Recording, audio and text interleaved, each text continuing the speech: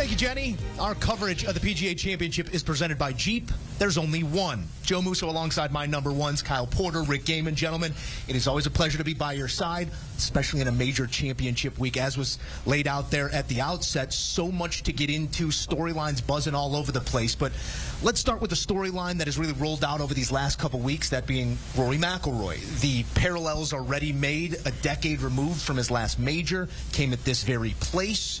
Back-to-back wins coming into it. Some personal news underlining it all as well. KP, is there any indication that this is the week that Rory can finally put together 4 rounds at a major? Yeah, there is, but there has been a lot of times over the last couple of years, right? I mean, we've seen him at so many different major venues over the last 2 or 3 years have a lot of success. I mean, you look at 7 of his last 9 major championships, he's finished in the top 10, Rick. That's a really impressive kind of run over the last 2 years of play for him at major championships. But I think this golf course in particular, coming off of Quail Hollow, where he drove the ball, honestly, I think as well as he's ever driven it, this golf course sets up so well for him. Rick, you were walking around earlier this week looking at kind of the way the moisture has affected the course. It's playing like a massive ballpark, even bigger than it was in 2014 when he went on to win what was his 4th and up to this point last major championship. I think that plays right into his hands among a handful of other guys in this field. It's a huge golf course. They're almost running out of land. I kid. I mean, the first tee box is literally like on the driving range now, and there's just so many holes that are going to ask you to hit driver and then mid iron or long iron, and it's really a test of execution, which is a good news. That's good news for Rory McIlroy, right? There's no quirks, there's no tricks. This golf course is right out in front of him. He's probably not going to get unlucky. It's probably just going to be the guy who executes those shots the best who's going to win this golf tournament. And it feels we're a long way removed, Joe, from a very slow start to 2024. Rory McIlroy captures the victory alongside Shane Lowry at the Zurich, and then of course just running over Xander on Sunday at the Wells Fargo Championship. It feels like a different Rory McIlroy right now. A hot putter Saturday, Sunday at the Wells Fargo bodes well heading into this week. And KP, you said it, he's been peppering the board. Nobody with more top 10s at majors in the last decade since that 2014 win than Rory McIlroy. 20 top 10s, just unable to get his hands on a trophy. Perhaps it's another Wanamaker, but there is no disguising who this week runs through, despite being gone for the last couple of weeks, waiting the birth of his first child. Scottie Scheffler in the mix and the odds-on favorite. The storyline I want to come at here, because there's so many ways to frame this greatness and what this week could mean historically, the Grand Slam possibly alive halfway through the major season. But, Rick, he's going to be without his caddy, Ted Scott, here on Saturday, who's returning home for his daughter's graduation. Scheffler said family comes first, has been the case over these last few weeks. Big deal, little deal, no deal there with no caddy, or no normal caddy on Saturday? No deal. Okay. No deal whatsoever. I trust Ted Scott to get the replacement caddy ready to rock and roll and not have any issues with the way the golf course is going to be played. It's not like you're throwing me out there, right? They're going to be just fine. And the other thing is, it's still 3 rounds with Ted Scott. And oh, by the way, Scottie Scheffler's the best player in the world, and it's probably not even close right now. He's doing things that we've never seen from tee to green. He's finally figured out the putter. But KP, he's starting to get to the point where everybody else is thinking about him. We know this championship runs through Scottie Scheffler, and I think they do too. The absence of the last couple weeks, waiting for baby Scheffler to come. We've heard Rory McIlroy bring up Scheffler kind of unprovoked. We've heard a lot of guys bring up Scheffler unprovoked. He's lurking in the back of everybody's head. Yeah, he is, and you have to look no further than this stat right here. I mean, since the start of 2020, he's 73 under. Next best is Rory at 34 under. I think to Joe's point earlier, yes, Joe, it would be a big deal if he didn't have any caddy at all and he had to carry his own bag. Would be an issue. That would be a a big problem. walk out here. But I think, Justin Thomas talked about this on Tuesday. He said there's not a lot of strategy here. It's a lot of execution. It's a lot of, hey, there's not a lot of ways to play this golf course. And while I don't know that sets up great for Scottie Scheffler, I think golf courses where there's strategy and just kind of more of a mental game involved set up better for him. Not to mention short game like we saw at Augusta. He's also really good at execution as well. And I think, not having his regular caddy Ted Scott on Saturday at a golf course like this where it's only execution, it doesn't seem like that big of a deal. But Rick, you're right. I mean, it does run.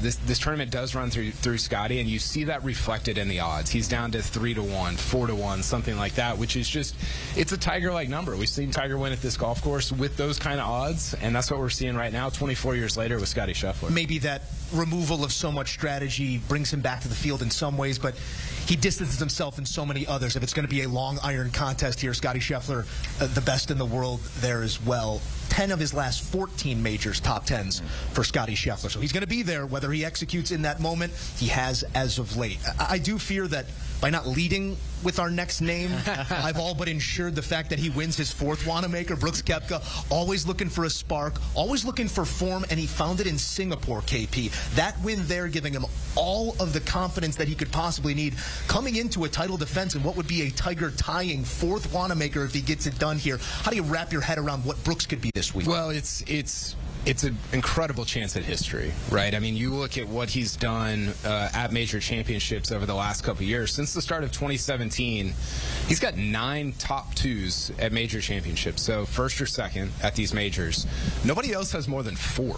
So nobody else even has half as many as Brooks Koepka does. And now he's trying to join a list of guys with 6. I'm going to read off just the list of names of guys that have won 6 major championships since World War II. So kind of the more modern, live ball era? Yeah, post-Masters, post the invention of the Masters. Listen to this list. Jack Nicklaus, Tiger Woods, Ben Hogan, Gary Player, Tom Watson, Sam Snead, Arnold Palmer, Lee Trevino, Nick Faldo, and Phil Mickelson. I don't even need to read both names of all those guys because those are all one-name guys. And Rick, we've arrived to me at the point where Brooks is kind of in that conversation as a one-name guy historically as well. Yeah, it's starting to feel that way. And I look at this from 2 separate angles. You know, what he was doing before this week was making a putter change, which has kind of enhanced his on the green play and has opened up the ability to win in Singapore. And then we laid eyes on him this week, and he looks cool, calm, collected. He is hitting the ball higher than everybody else, which is such a valuable asset to have at any major championship, especially here at Valhalla. He looks relaxed. There are a lot of guys out here, Joe, who are grinding. They are grinding on the Wednesday before the PGA Championship. You know who's not grinding? Brooks Koepka. They are just going through the motions, making sure everything's tidy. They're having a great time.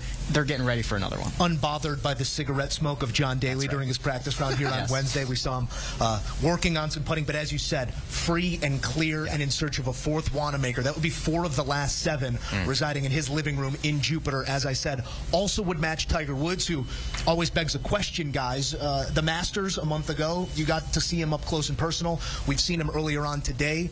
It's going to be a labor once again here. That Masters was moments of wow, but also plenty of well.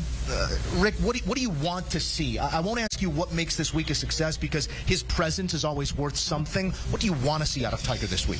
I will spare us all of me saying I want to see him win. That's not going to happen. I want to see him play better on the weekend than he does on the weekdays, or at least get better throughout the week. We have seen routinely since comeback 1, comeback 2, comeback 3, he gets worse as the week goes on. And that's very clearly a body issue. We saw it at the Masters. The good news for Tiger at Augusta National, KP, is he's basically 2 shots ahead of everybody else because of the strategy, the way that he understands how to play that golf course. He is not going to get that luxury this week. When you are going to play out of wet, thick rough from 200 yards like 6 different times throughout your round, it's an execution test, and that worries me about Tiger for this week. Yeah, this is the worst setup to me of the 4 major championships for him because, like you said, at Augusta, he's just so much smarter than everybody else. That's how he won in 2019, was basically beating everybody with his mind. And I think he can kind of get away with doing that at a place like Pinehurst or Troon, which is where the final 2 majors of the year are at. But at a place like Valhalla, you don't. Yes, he's won here back in 2000, but it's not the.